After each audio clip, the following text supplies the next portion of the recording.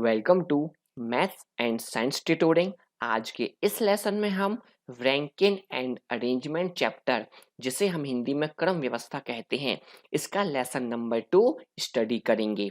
Lesson 1 में हमने basic concept के साथ साथ टाइप 1 से लेके टाइप 6 कंप्लीट किया है, जिसको मैंने डायग्राम अप्रोच से एक्सप्लेन किया। देन मैंने आपको एक ट्रिक भी बताई है हर एक टाइप में। क्लियर? इस लेसन में आज हम डिफरेंट टाइप्स के कुछ स्पेशल क्वेश्चंस को सॉल्व करेंगे, जो पूरा बेस बनेगा रैंकिंग के चैप्टर नंबर 1 का। तो यदि आपने चैप्टर नंबर 1 नहीं देखा है तो आप पहले चैप्टर 1 को देखिए, देन इस चैप्टर को स्टार्ट करिए। चलिए, फिर भी मैं आपको एक छोटा सा रिवीजन कर देता हूँ, जो बेसिक कॉन्सेप्ट हमने लेसन 1 में स्टडी किया हुआ है। तो आप समझिए, जैसे कि हमारे पास एक लाइन है।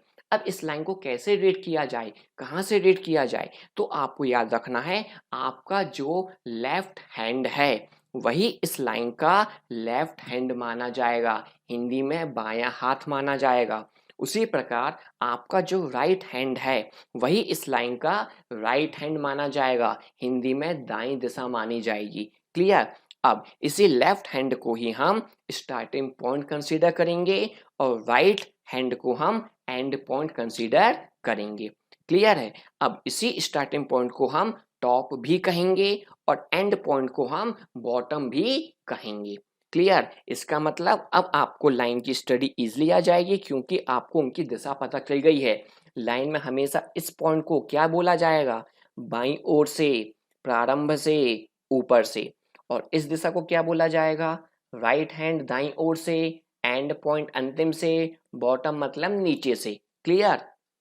लाइन में जब हमने इनकी दिशा को निर्धारित कर दिया, उसके बाद यदि हम नंबर ऑफ ऑब्जेक्ट को अरेंज करना चाहें लेफ्ट से राइट की ओर, तो क्या होगा? देखिए, P, Q, R, S, T, इनको हमने लेफ्ट से राइट की ओर अरेंज किया है। अब अरेंज करने के बाद इनकी रैंकिंग प्रोवाइड करनी है हमें। तो यदि हम चाहें तो दाईं ओर से क्यू का स्थान बताइए। तो दाईं ओर से जब हम क्यू पर जाएंगे तो 1 2 3 4, तो इसका नंबर क्या आ जाएगा? हमारे पास 4 आ जाएगा। यदि हम ऊपर से एस की तरफ जाना चाहेंगे, ऊपर से एस की तरफ जाइए, तो कौन सा नंबर आ जाएगा? इसका 4 आ जाएगा। क्लियर? अब हमने लाइन देखी, लाइन में हमने नंबर ऑफ ऑब्जेक्ट को अरेंज किया, फिर हमने उनकी रैंकिंग भी देखी। क्लियर? अब आपको समझना है, जब तक हमें इन ऑब्जेक्ट के, इन पर्सन के फेस ना दिए जाएं, इनका मुख कहाँ है, तो हम हमेशा इन ऑब्जेक्ट का फेस लाइन के ऊपर कंसीडर करेंगे, मतलब कि अपवर्ड डायरेक्शन में। इसका मतलब पी का फेस कहाँ होगा? लाइन में ऊपर की तरफ। क्यू का फेस ऊपर, आर का फेस ऊपर, एस का फेस अपवर्ड डायरेक्शन, टी का फेस भी ऊपर हम कंसीडर करेंगे। फेस डिसाइड करने के बाद यदि उसने बोल दिया हमसे टी के दाएं दूसरा कौन है, तो टी तो ये बैठा है। क्लियर? और इसके दाएं दूसरा, दाएं मतलब इस दिशा में जाना, ये लिखा है हमने, पर दाएं तो कोई है ही नहीं, तो आंसर क्या बनेगा? कोई नहीं। क्लियर? वो बोल दे क्यू के दाएं दूसरा जाइए, क्यू के दाएं दूसरा मतलब इस दिशा में जाना है, दाएं दूसरा, ये पहला और ये दूसरा, तो आंसर क्या बन जाएगा? एस बन जाएगा। क्लियर? वो बोल दे टी के बाएं चौथा जाइए, टी के बाएं चौथा, बाएं मतलब इस दिशा में जाना है, जाइए फोर्थ नंबर पे, 1 2 3 4, तो आंसर क्या बनेगा? पी। क्लियर हो गया? अब हमने ऑब्जेक्ट की फेस डिसाइड करने के बाद उनकी हमने सीक्वेंस को देखा। क्लियर? अब मैं आपको एक और एग्जांपल ले रहा हूं, उस एग्जांपल से एक्सप्लेन करता हूं इस टॉपिक में कैसे कैसे सम आते हैं। फॉर एग्जांपल, हमने एक लाइन कंसीडर की, इस लाइन में नंबर ऑफ ऑब्जेक्ट को हमने अरेंज किया, blue, yellow, green, red, black, orange and purple.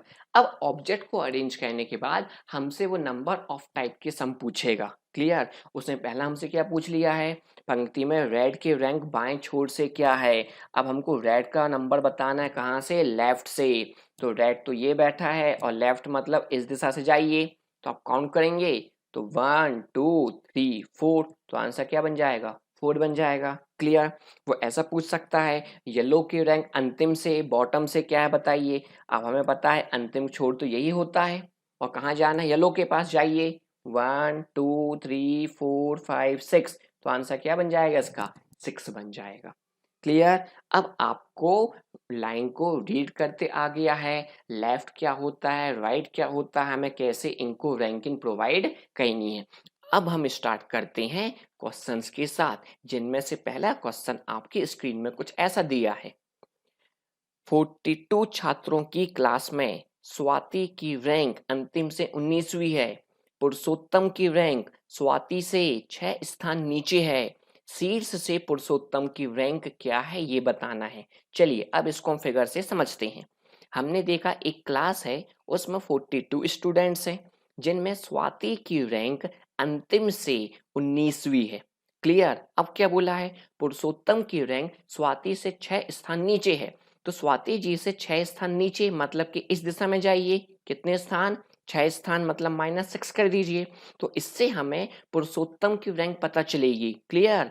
और 19 में से 6 हमने माइनस किए तो पुरुषोत्तम जी की रैंक क्या आ गई, 13वीं। अब ये 13वीं रैंक जो आई है, ये कहाँ से मिली बेटा हमें, ये मिली हमें अंतिम छोर से, अंतिम पॉइंट से। अब उसने पूछा क्या था, शीर्ष से मतलब टॉप से पुरुषोत्तम की रैंक क्या है ये बताइए। सम क्लियर हो गया। इसमें दो ऑब्जेक्ट का कंपैरिजन हुआ है। क्लियर।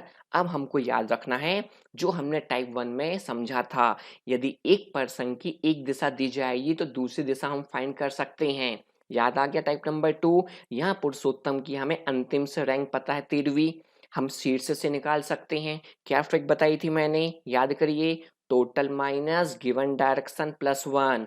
टोटल कितने, 42 माइनस 13 देन प्लस 1। तो 42 में से 13 माइनस होंगे, कितना बचेगा, 29 देन प्लस 1 30। तो ऑप्शन नंबर ए आ जाएगा, 30वीं रैंक है।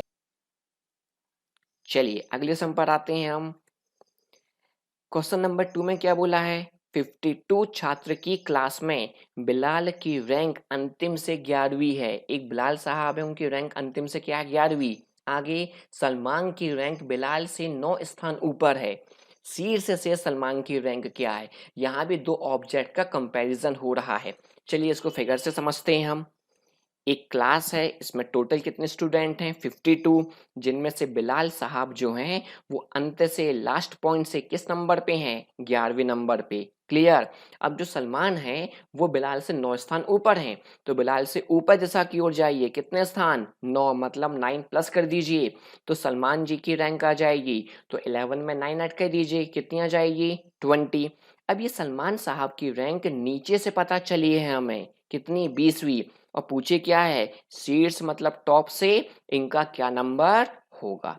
क्लियर। यहाँ भी हमने देखा सलमान जी जो हैं उनकी हमें लास्ट से नंबर दिया गया है, स्टार्टिंग से फाइंड करना है। तो क्या ट्रिक लगानी पड़ेगी हमें, total minus given direction plus 1। Clear. 52 minus 20 कितना बचेगा, 32। 32 प्लस 1 कर दीजिए, कितना हो जाएगा, 33 हो जाएगा। It means option number B. Clear हो गया इतना। चलिए अगले सम पर आते हैं हम। लोगों की एक पंक्ति में मनु पंक्ति के अंतिम छोर से 7वें स्थान पर है। श्रेय मनु से 10 रैंक ऊपर है। यदि श्रेय शीर्ष से 8वें स्थान पर है तो कुल कितने लोग हैं लाइन में, आपको ये बताना है। चलिए इसको फिगर से समझिए। एक लाइन है, इस लाइन में मनु साहब जो हैं वो अंतिम छोर से किस नंबर पे हैं, 7वीं रैंक पर हैं, 7वें स्थान पर हैं। जबकि श्री मनु से 10 स्थान कहाँ है, ऊपर। तो मनु से ऊपर दिशा की ओर जाएगी, कितने स्थान, 10 स्थान मतलब प्लस 10। तो कौन मिलेगा हमें, श्रेय साहब मिलेंगे। अब श्रेय की रैंक कितनी आ जाएगी, 7 + 10 17। ये 17 रैंक कहाँ से मिली है हमें, नीचे से अंतिम से मिली है। अब उसने बोला क्या था आगे, श्रेय शीर्ष से 8वें स्थान पर है। यही श्रेय शीर्ष मतलब टॉप से किस नंबर पे दिए गए हैं, 8वें रैंक पर दिए गए हैं। तो बताने हैं लाइन में टोटल कितने पर्सन हैं। अब ये देखिए यहाँ पे एक ऑब्जेक्ट है श्रेय, इसकी हमें दोनों दिशाओं से दूरियां दी गई हैं। एक दिशा से 17 और एक दिशा से 18। पूछा क्या है, टोटल। टाइप नंबर 1 क्या बताया था, यदि टोटल पूछा होगा तो हम दोनों दिशाओं को ऐड करके -1 करेंगे। याद आ गया। चलिए फॉर्मूला लगा दीजिए, लेफ्ट प्लस राइट -1, दोनों दिशाओं को ऐड करके -1। तो 17 + 80 कितना हो जाएगा, 25 - 1 24। तो इसका आंसर क्या आ जाएगा? सी फॉर कैट, 24 स्टूडेंट्स हैं इस लाइन में। क्लियर? चलिए अगले सम पर आते हैं हम। 42 छात्रों की क्लास में राकेश तनवीर से 6 रैंक आगे है।